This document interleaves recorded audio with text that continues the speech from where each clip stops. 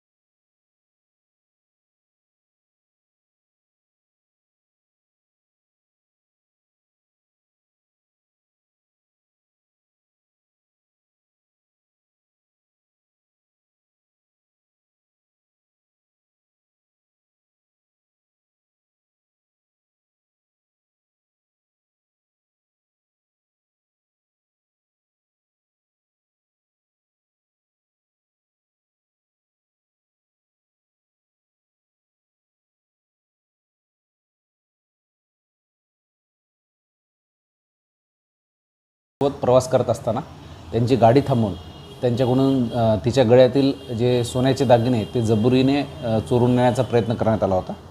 अशी माहिती प्राप्त होताच ठाणेदार वडनेर, ठाणेदार समुद्रपूर त्यांची सर्व टीम, त्याचबरोबर नाईटचे पेट्रोलिंग अधिकारी, आम्ही सर्व ठिकाणी नाकाबंदी लावली।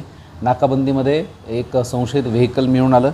या व्हेकलमध्ये दोन जे रेकॉर्डवरचे आरोपी आहेत, विशाल सिंग गवारिया आणि सावरमल लोहार, हे दोन आरोपी मिळून आले आणि त्यांच्याकडून चाकू जप्त करण्यात आला।